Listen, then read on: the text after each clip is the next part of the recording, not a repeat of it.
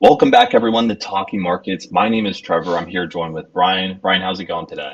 What's up, Trevor? Good as always. Lots to discuss. Big drop today out of the blue, and it Yep. looks like we have some stories to explain exactly why.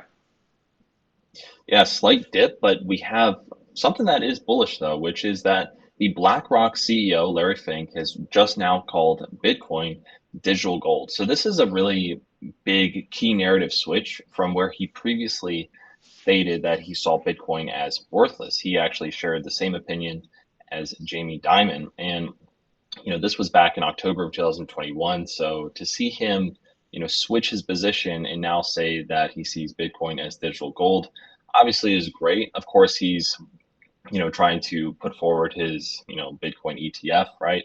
But either way, this is obviously going to be a bullish thing for crypto, considering that, BlackRock has $8.5 trillion in assets under management right now. So, overall, is definitely a big key narrative switch from where he previously saw Bitcoin. So definitely, it's going to be something that will probably take a lot of investors into the realm of Bitcoin and crypto. So now let's talk about some updates to all of the competitors in the Bitcoin ETF race. So first of all, we have ARK Invest, and that is going to be the SEC has the deadline actually in August, and that is going to be this year.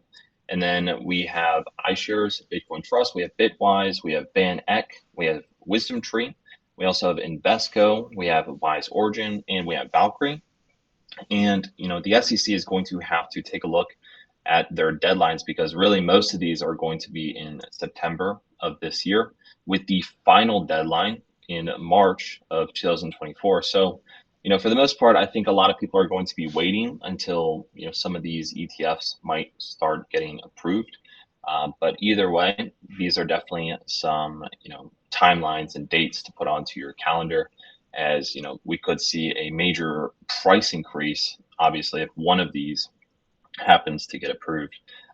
One other thing I want to talk about with ETFs is this tweet that Cameron Winklevoss, right, the one of the co-founders of Gemini, tweeted out yesterday. He says today marks 10 years since Tyler and I filed for the first spot Bitcoin ETF, and the SEC government's refusal to approve these products for a decade has been a complete and utter disaster for U.S. investors, and also demonstrates how the SEC has and is a failed regulator. And here's why: protected investors from the best performing asset of the last decade, right? Because they didn't approve it within this time.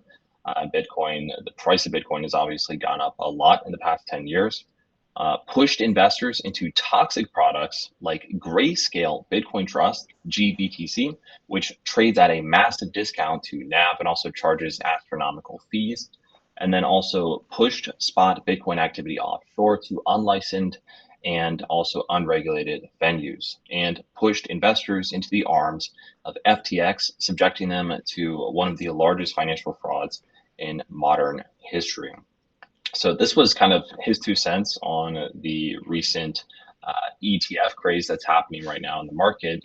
And some are also going against ETFs in general, and they're saying that Bitcoin linked ETFs are an even worse idea than centralized exchanges, as there's zero possibility of withdrawing the underlying instrument that is Bitcoin. And this means that the holders are never able to take advantage of the single most important feature of Bitcoin, the ability to control their funds without the need to trust anyone. So obviously, there's both sides of the aisle right now. Some big crypto natives are just saying that Bitcoin linked ETFs are a bad thing. I personally think that it's going to be great either way for investors to start getting some exposure to Bitcoin, and then from there maybe get more into the realm of cryptocurrency in general. So let us know what you guys have to think about that in the comments down below. Brian, you want to take over? Yeah, thanks, Trevor. I think the ETF story continues to unravel here as we figure out exactly what kind of impact it's going to have on the long-term future of crypto. We've already seen that short-term wise, it's been a big boon and really helped project Bitcoin back above 30K, where it's kind of ebbing and flowing right now. But the buy the rumors, sell the news phenomenon is real, and now it's time to actually see if the ETFs are effective in really increasing exposure rather than just creating optimism. And if they do a good job of it, then we are probably just going to see more and more ETFs. So I'm excited to see how things go. Um, on my side, let's take a look at the sort of mini dip that's going on today. Obviously, Bitcoin has barely moved, only down about 0.4% or so in the past 24 hours. Trevor and I were talking before the show started about fantasy gold. It's had a very bizarre, crazy pump and dump kind of couple of months, and it's down 23% today. But in terms of assets that are being traded with actual decent volume, like Litecoin, you can see that it's dropped about 3%. Maker also down about 6% after having a huge gain day yesterday. So overall, it just looks like it's a moderate drop that's coincided with uh, with the equities markets today, and even gold is dropping today. You can see if we zoom in here a little, the S&P has a moderate drop going on, very moderate. I think it's actually delayed here a little bit, but it's dropped a little bit more. And you can see that crypto and both Bitcoin and Ethereum have fallen also. Um, but overall, it looks like the correlation between the two might still be evident, right? Because we look at the last 6 months and we can see that, with the S&P kind of climbing way ahead of Bitcoin for a while, there was bound to be some catch up. We didn't think it would be due to an ETF announcement, but regardless, you saw this big jump up here in late June, and now they're kind of, more or less latched onto one another to an extent right now. Besides that, we can It's also also, interesting to see go ahead. gold, separate as well. Yeah, yeah, that's another thing we were chatting about before. We see that gold has kind of dropped about 8% over the past 2 months, uh, after being on a huge surge here in early March through mid-April, I guess all the way until early May even. And since early May, it's just dropped off big time. And I think it's likely due to the hawkishness and the nervousness that people have over um, likely interest rate hikes, where the latest survey showed that by September, there's about a 95% probability of interest rate hikes happening once again.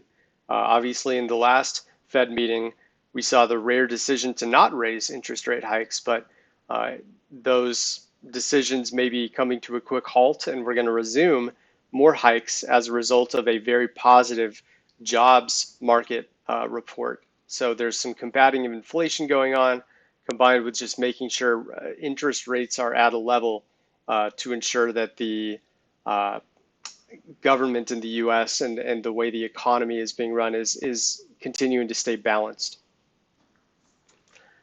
Besides that, let's look at a few key terms here. Obviously, we have Larry Fink discussing Bitcoin quite a bit and referring to it as digital gold.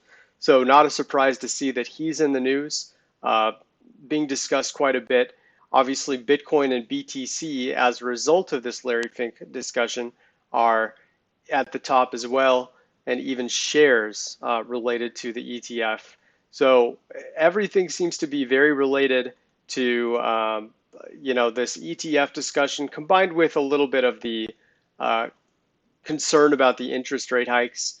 You can see Bitcoin. I mean, it's not at a huge spike today, but looking at social dominance, which is reflecting the percentage of discussions related to BTC, you can see it has jumped quite high today.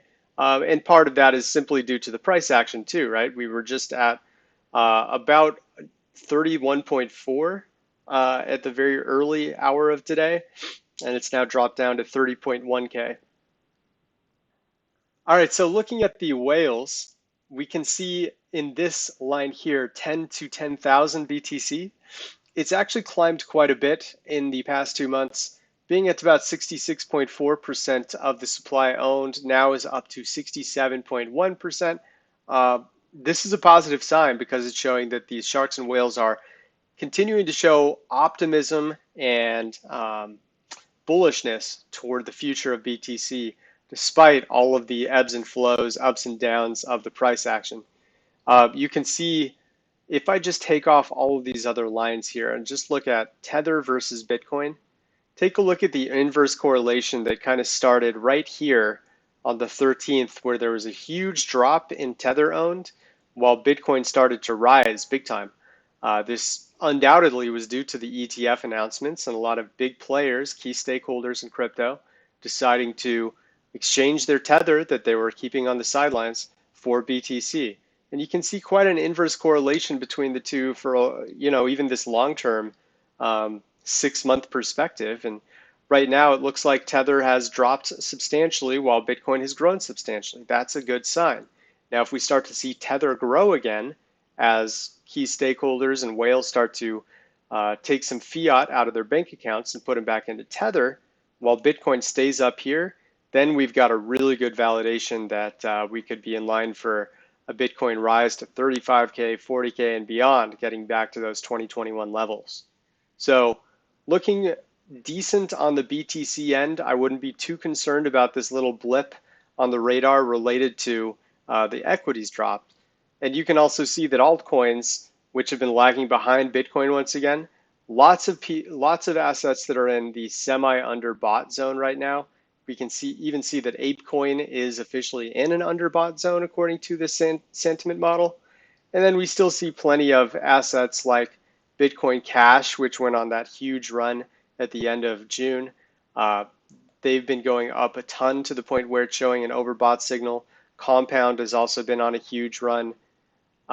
Injective, Litecoin obviously has pumped quite a bit, but this is mostly due to the halving, so anything can happen there. And Maker, which went on a huge pump the last day or two as well. So altcoins are all over the place, and more than ever, I think it's a really good time to pay attention to the specific metrics for different assets to try to key in on what opportunities are out there. And we'll have more updates for you guys on our This Week in Crypto call on Friday and next week here with Trevor.